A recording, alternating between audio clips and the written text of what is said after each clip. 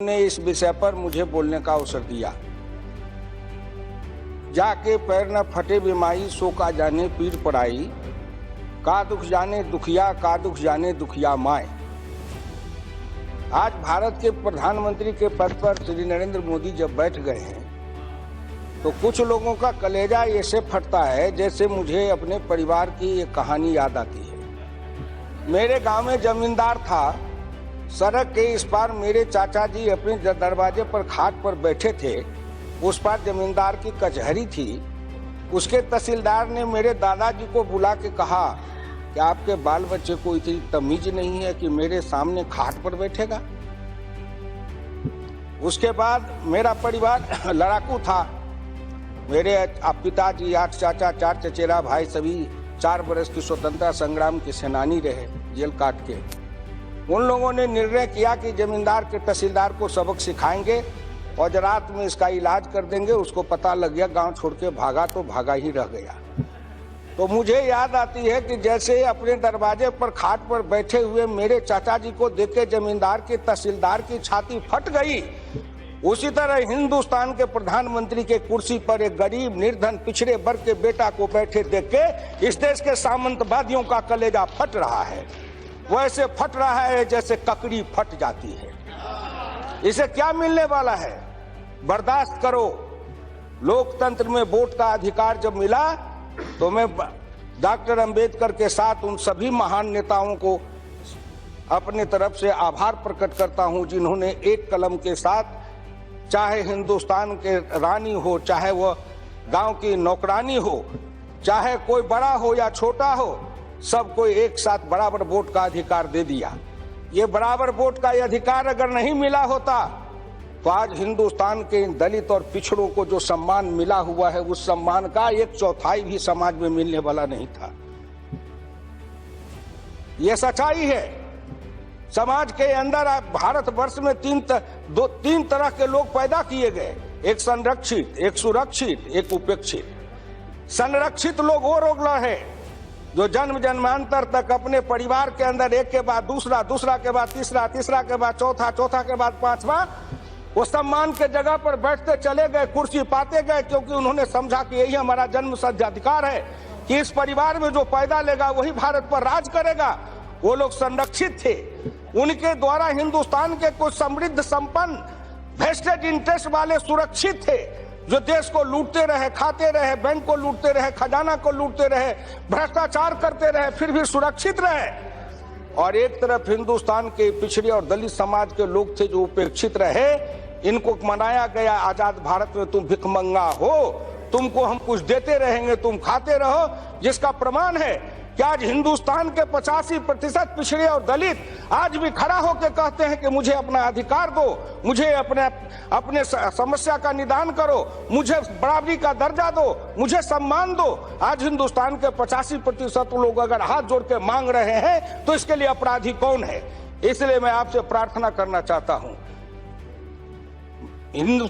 इंसान के मन में एक मन की भूख होती है, एक पेट की भूख होती है। पेट की भूख मिलती है रोटी से, मन की भूख मिटती है सम्मान से। हिंदुस्तान के अंदर जो मन के भूखे हैं या पेट के भूखे हैं, आपने बहुत कुछ किया होगा, लेकिन आपने उसके पेट की भूख मिटाने के लिए थोड़ा बहुत देते रहे भिखमंगा के जैसे, लेकिन उनके मन की भूख मिटाने के लिए आजाद भारत में कुछ भी काम नहीं किया गया। कोई काम नहीं किया गया आजाद भारत में जो उनके मन की भूख मिटती। आप अभी नौकरी की बात कर रहे थे, आपने चलाया। आज भी जो इसमें हमारे रिपोर्ट में दिया गया है कि आज भी क्लास 1 की नौकरी में अनुसूचित जाति को 13.94% है, अनुसूचित जनजाति को 5.82% है, अन्य पिछड़े वर्ग को 11.11% है। कहाँ 27%? कहाँ दे रहे हो 11%? ये 2 वर्ष में नरेंद्र मोदी खा गए कि खाए आप, पेट फुलाए आप, और ऊपर से हमारे ऊपर ठिकरा फोड़ते हो कि हमने ये किया। अपने मनमर्जी तो दागते चले जा रहे हैं। और परिवर्तन तो आ गया, कि जब हिंदुस्तान के गरीब के बेटे के पिछड़े वर्ग को हिंदुस्तान के गरीबों ने भारत के प्रधानमंत्री पर बैठा दिया और राजमहल में रहने वाले राजा रानी के कोख से पैदा लेने वाले लोगों को कहा कि तुम अब बाहर जाओ, गेट आउट। और अब आप ऊपर से करते रहते हो, जब देखो तब नरेंद्र मोदी से जैसे ईर्षा पैदा हो गई है। काहे भाई इतनी नफरत पैदा हुई है, क्यों खुजली पैदा होती है? हिंदुस्तान के अंदर में कोई गरीब पिछड़े कोई लोगों को बैठने कहा नहीं, आपने बैठने दिया कभी? क्या आपके पार्टी में बाबू जगजीवन नाम प्रतिभाशाली थे, जिनकी भर हाथ लगाए रहेंगे, एक बार एक नंबर की कुर्सी का मौका मिलता, आपने बनने दिया क्या? आपने बनने दिया क्या? नहीं, आपने बनने दिया क्या? मैं भी देखा हूं, मैं बिहार का हूं, लेकिन डॉक्टर लोहिया ने अगर चाहा तो उस बिहार में गरीब, निर्धन, निर्बल, बकरी चराने वाले, जमीन पर सोने वाले, बासी भात खाने वाले एक गरीब नाई के बेटा कर्पूरी ठाकुर को बिहार के मुख्यमंत्री की कुर्सी पर बैठा दिया। आपने कभी बैठाया क्या? बताओ। राज करे कोई, अच्छी बात है। आपको हिंदुस्तान के प्रधानमंत्री बनाने में कौन रोक दिया था? क्या आपने उपयोग किया? आपने उपयोग किया अध्यक्ष महोदय, इन्होंने उपयोग किया, इस हिंदुस्तान के अंदर में बनाया, कठपुतली के जैसे नचाया। जैसे हम लोग बचपन में थे तो बाइस्कोप सिनेमा देखते थे, वो दिखाता था या हमरे का पुल देखो, मक्का शहर मदीना देखो, यमपुरी यमखाना देखो, दिल्ली का जमा मस्जिद देखो, 6 मन की रानी देखो, 9 मन का बुलाक देखो। इसीलिए इन्होंने पिछड़े, दलित, अनुसूचित जातियों को नेता बना के ऐसे बाइस्कोप दिखा के उनके समाज को ठगा और कहा वोट बटोर के लाओ, दिल्ली पर मुझे बैठाओ। दिल्ली पर बैठने का हक हिंदुस्तान में केवल कुछ परिवार और कुछ खानदान को है, बाकी लोग इस देश में उसके अधिकार नहीं है। इसलिए मैं आपसे विनम्र प्रार्थना करता हूं कि सोचो समझो, एक योजना नहीं है। नरेंद्र मोदी जो योजना चलाए हैं वो डॉक्टर लोहिया ने जब कहा था, मैं आपको सुना देना चाहता हूं, दो लाइन सुना देना चाहता हूं, उसके आधार पर आज वो काम कर रहे हैं। डॉक्टर लोहिया ने कहा था केवल जो पिछड़े और दलित लोग हैं उनके लिए क्या चाहिए? आर्थिक बराबरी, सामाजिक बराबरी, राजकीय बराबरी, धार्मिक बराबरी, ये सारी बराबरी उनको चाहिए। क्या ये सारी बराबरी मिल गई? नहीं मिली। आजाद भारत में आज भी क्या बताएंगे कि केंद्रीय सरकार के सेक्रेटरी के पद पर, सेक्रेटरी के समकक्ष पद पर कोई पिछड़ा वर्ग और दलित समाज का आदमी, अनुसूचित जाति का, जनजाति आदमी का है? क्यों नहीं आया?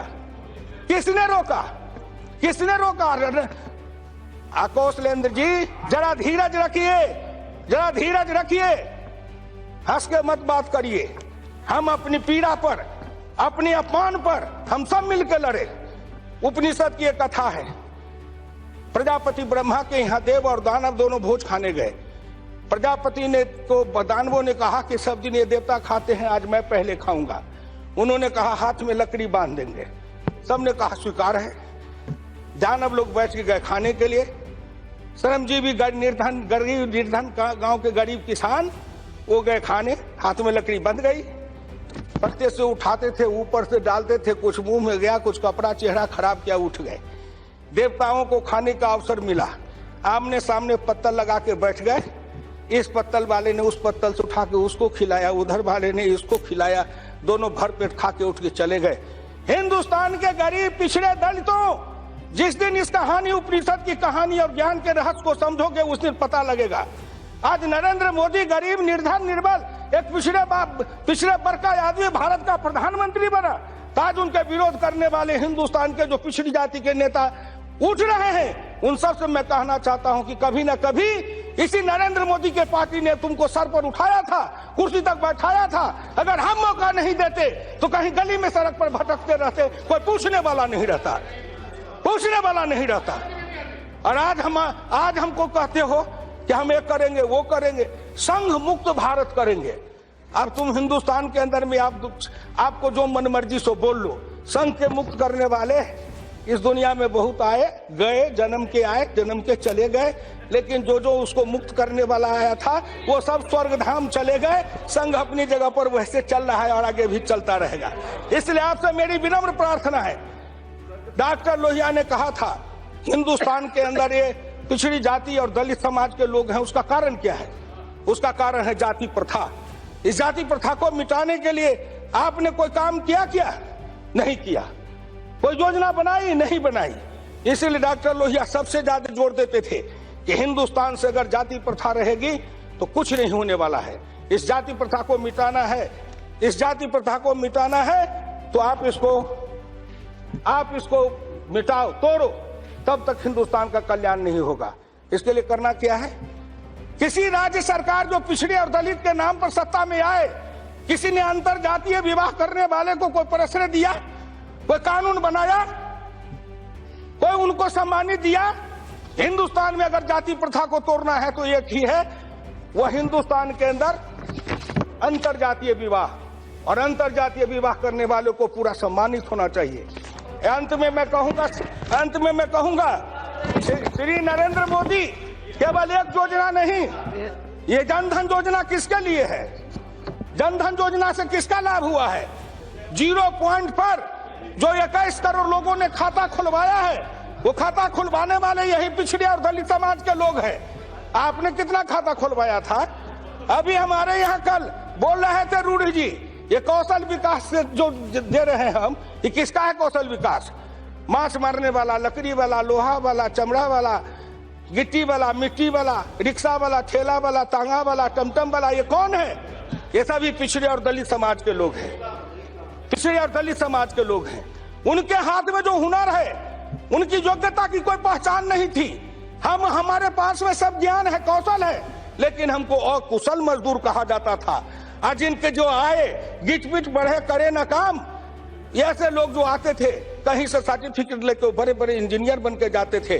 मैं धन्यवाद दूंगा नरेंद्र मोदी जी को कि उन्होंने कौशल विकास योजना के तहत हमारे उन भाइयों को, बच्चों को, माताओं को, बहनों को, उनके हाथ में जो परंपरागत ज्ञान है, उन ज्ञान के आधार पर उनको एक प्रमाण पत्र दे, जिस प्रमाण पत्र के आधार पर उनको हिंदुस्तान में सम्मान मिलेगा, दुनिया में सम्मान मिलेगा।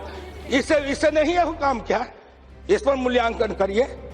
मुद्रा बैंक, 1,37,00,000 लोगों ने मुद्रा बैंक से अब तक जो कर्ज लिया है, किसने लिया है? मैं थावर चंद जी से कहना चाहूंगा, इन सभी योजनाओं का आप अपने यहाँ से एक सोशियो इकोनॉमिक सर्वे कराइए कि इसका आर्थिक और सामाजिक दृष्टिकोण से कितने लोगों को लाभ मिला है, जिससे हिंदुस्तान के लोगों को आंख खुल जाएगी कि इस योजना का लाभ पिछड़े दलित, निर्धन, निर्बल किसान को कितना गया है। हम लोग नारा लगाते थे समाजवादी आंदोलन में, गांधी लोहिया का अरमान, मालिक हो मजदूर किसान।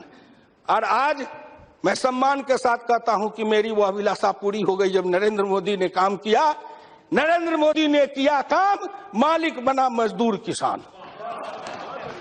गांधी, लोहिया, दीनदयाल, इनके जो सपने थे, अंबेडकर के सपने थे, उन सपने को साकार रूप में प्रकट किया है, सगुन रूप में प्रकट किया है। लेकिन आप, एक बात फिर मैं कहूंगा, एक दिन और मैं कहा था, चाहे लाख कुछ कर लो, मैं हुकुमदेव नारायण यादव 58 वर्ष से राजनीति में लड़ते मरते आया हूं। जितना मेरा जेल में पसीना गया होगा, उतने आज के बहुतों नौजवानों ने दूध नहीं पिया होगा। जितने मेरे शरीर पर धूल पड़े होंगे, उतने उन्होंने अपने घर में पाउडर नहीं लगाया होगा। इसलिए मेरी विनम्र प्रार्थना है कि आप जेल के अंदर जब हम सड़ते थे, सेल में बंद कर देते थे इस सामाजिक क्रांति में, तो उस समय जेल के अंदर से हम गाते थे, हम लोग हैं ऐसे दीवाने, दुनिया को बदल के मानेंगे, मंजिल के धुन में आए हैं, मंजिल को पाके मानेंगे। और जिस दिन 1914 में भारत के गरीब, निर्धन, निर्बल किसानों ने एक गरीब पिछड़े वर्ग के नरेंद्र मोदी को भारत का प्रधानमंत्री बनाया, उस दिन हमने कहा गांधी लोहिया का अरमान वो पूरा हो गया इस देश में कि हिंदुस्तान की सत्ता उनके हाथ में आ गई। इसलिए आपसे मेरी विनम्र प्रार्थना है, धीरज रखिए। हमारी ओर क्या देख रहे हैं? अपनी ओर देखिए ना, राज्यों में जाइए ना। बिहार में नीतीश लालू का नाम लेके किसी तरह कुर्सी मिल गई नहीं। बिहार में उन नेताओं का नाम लेकर के, कुछ नेताओं का नाम लेके आप कुछ सीट जीत गए। अकेले तो लड़े थे उससे पहले, कितना सीट आया था। हमारे बिहार में हम लोग कहते हैं धन में धन कठौता, आप पूत में पूत सौतौता। तो कितने आए थे अपने। कहीं किसी नेता का पाठ पकड़ते हो, उनको फुसलाते हो, लकड़ी सुंघाते हो, तमाशा दिखाते हो, मुंगरी लाल का हसीन सपने दिखाते हो, कितने को भारत का प्रधानमंत्री बनाते हो और फिर आगे आगे बढ़ा के लाते हैं, उनके साथ चढ़ जाते हैं। क्या हुआ? कहाँ गया उत्तर प्रदेश? कहाँ गया? आसाम में क्या हाल हो रही है? बंगाल में क्या हो रहा है? जरा देख लो, अपने आप को देखो। हिंदुस्तान के उन गरीब, निर्धन, निर्बल, पिछड़े, दलित को अब मूर्ख मत समझो। आप वो जग गए हैं, उठ गए हैं, पहचान गए हैं। इसलिए आपसे मेरी विनम्र प्रार्थना है। अंत में मैं अध्यक्ष महोदय में इन कहना चाहूंगा देश के नौजवानों से, मैं देश के किसानों से, मजदूरों से, पिछड़ों से, दलितों से, जो लोकसभा के चैनल पर बैठ करके आज लोकसभा की कार्यवाही को देखते रहते हैं, मैं उनको एक ही कहना चाहता हूं, वह हिंदुस्तान के गरीब, मजदूर, किसानों, पिछड़ों, दलितों, अपने दोस्त को पहचानो और अपने दोस्त दुश्मन को भी जानो। दुश्मन को जान के उसको साफ करो, अपने दोस्त को पहचान करके उसका साथ दे करके हिंदुस्तान की तख्त बदल दो, ताज बदल दो, फिर देख लो हिंदुस्तान का क्या हुआ। अरे क्या हुआ? हम कहीं गए अध्यक्ष महोदय, हम कहीं गए, लेकिन आज हिंदुस्तान के हस्तिनापुर पर भारतीय जनता पार्टी के नेता नरेंद्र मोदी का राज है। जो दिल्ली में लहराता है वही देश में पूजा जाता है। क्या बात करते हैं आप साहब? दिल्ली की एक अलग कीमत है, दिल्ली की अलग कीमत है। हमको लोगों ने दिया है, 2019 तक रहेंगे। इसलिए मैं आपसे प्रार्थना करूंगा, मैं ज्यादा समय नहीं लूंगा, मैं थावर चंद गहलोत जी से एक प्रार्थना करूंगा। एक ही मंत्रालय है अध्यक्ष महोदय, इसमें अनुसूचित जाति, जनजाति और पिछड़ा वर्ग, ये तीनों को देखते हैं। अनुसूचित जनजाति अलग हो गया, अनुसूचित जाति और पिछड़ा वर्ग एक साथ है। पिछड़ा वर्ग को भी एक अलग मंत्रालय बना दिया जाए, उनके लिए भी अलग सब कुछ प्रावधान किया जाए। माननीय प्रधानमंत्री से जी भी हम लोग आग्रह कर चुके हैं और प्रधानमंत्री जी करेंगे, मुझे लगता है कि वो करेंगे, समय आने पर जरूर करेंगे। और एक बात जो पिछड़े वर्ग के लोगों की मांग रही है, ये जितने निजी कारखाने वाले हैं वो सरकार का धन ले लिए हैं। 4 लाख रुपया जो बैंक वाले पचा रहे हैं, 4 लाख करोड़, ये पैसे हमारे, यो शेयर बेचते हैं तो उसमें हिस्सा जनता का, और जब उसमें ही आरक्षण के आधार पर नौकरी नहीं देंगे, क्यों? उन निजी कंपनियों भी आरक्षण के आधार पर नौकरी दी जाए, अनुसूचित जाति, जनजाति या पिछड़ों को दिया जाए। यह है क्रांतिकारी कदम। आखिर में मैं प्रार्थना करते हुए समाप्त करूंगा, भारत के प्रधानमंत्री से आप पहचानिए। हिंदुस्तान के बड़े लोगों को पहचाना गया इसलिए कि उनकी लॉबी करने वाले ढेर हैं। अध्यक्ष महोदय आप भी जानते हैं, कोई टीवी वाला, कोई अखबार वाला, कोई लिखने वाला, कोई लॉबिस्ट, एक अलग जाति है, उसका नाम है लॉबिस्ट। वो लॉबिस्ट जाति है जो सबके लिए लॉबी करती हैं। इन पिछड़े, दलित, अनुसूचित जाति और जाति के लिए हमारा लॉबी करने वाला कोई नहीं है। हम अपना वकील खुद हैं, अपने बहस खुद करते हैं, अपनी बात अपने सुनाते हैं, हम अपनी गीत को गाते हैं। इसलिए उनसे मेरी विनम्र प्रार्थना है कि इन प्रतिभाओं को जो गांव में ये पिछड़े, दलित समाज छिपे हुए हैं, उनको भी सम्मानित किया जाए। कोई एक जीरो से स्टार्ट करता है, बड़ा पूंजीपति बनता है, उनका नाम अखबार में, टीवी में कि बड़ा काम कर गए, लेकिन कर्पूरी ठाकुर, बकरी चलाने वाला, बासी भात खाने वाला, जमीन पर सोतने वाला नाई का बेटा अगर बिहार में एक छत्र 20 वर्ष तक राज करता है, धन्य है कर्पूरी ठाकुर की माँ। अगर उनको कहा जाए तो उनको सम्मानित किया जाए जिसने ऐसे रत्न को पैदा किया। अगर पूजा करना है तो नरेंद्र मोदी के उस माता पिता को पूजा करना चाहिए। मैं इस भारत के संसद में खड़ा होकर उस माता पिता को हाथ जोड़ के कोटि प्रणाम करता हूं। धन्य है आप जिसने एक ऐसे पुत्र को पैदा किया जो हिंदुस्तान का इतिहास बदल दिया, हिंदुस्तान का तख्त बदल दिया, हिंदुस्तान में एक नए इतिहास की रचना कर दी। इसलिए उन प्रतिभाओं को पहचानना है, उनको सम्मानित करना है।